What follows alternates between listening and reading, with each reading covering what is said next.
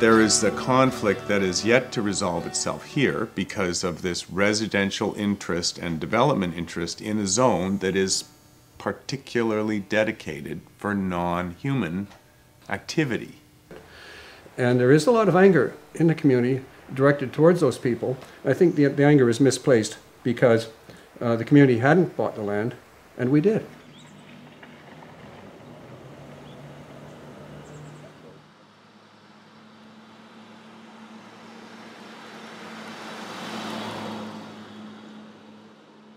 Here, the Islands Trust was created to protect the area as it is, and that's unique.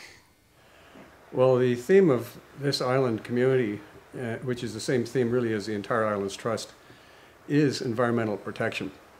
How to look after these beautiful places and take care of all the delicate biology, the trees, all the life.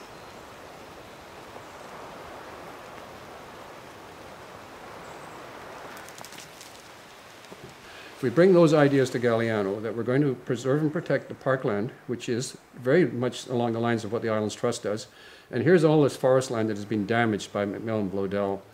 Let's get in there and look after the forest. Let's restore the forest, and let's educate the other owners. Educate me, because I didn't know that much. So let's educate ourselves and educate the other owners and look after it.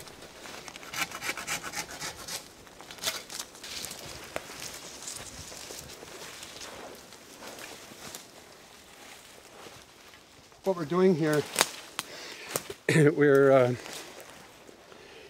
improving the forest in a number of respects. We're reducing the risk of forest fire by bringing the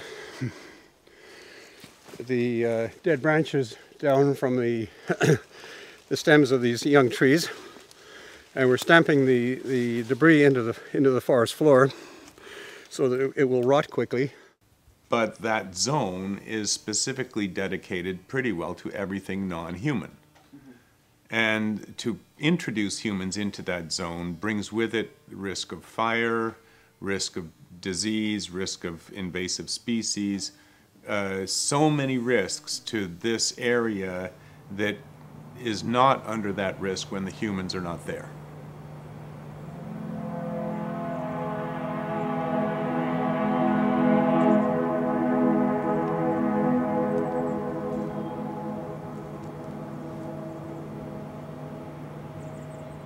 The expectation of the islanders, from my opinion, was to try to sustain the forest activity on that part of the island, the historical activity in that area where human impact is minimized, and that's the forest zone. I thought this was going to be, I knew at the time when I bought the land that this was controversial. And the rest of the land was bought by a wide assortment of different people, adding up to about 100 families today who own this land. And a lot of them are very much like myself. But for the islanders, it was a shift from the use of the land, where it was a forest company operated forest zone, into what might become a residential estate zone of wealthy landowners that weren't doing any forestry.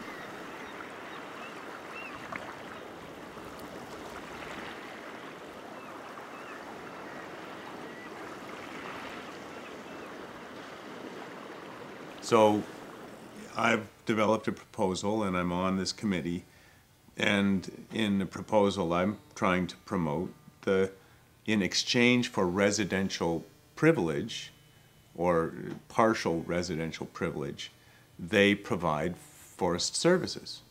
And I think once they're allowed to live on their land, they will at that point really get committed, and we're going to try to do our best to mobilize a lot of energy to restore the land and create jobs for people.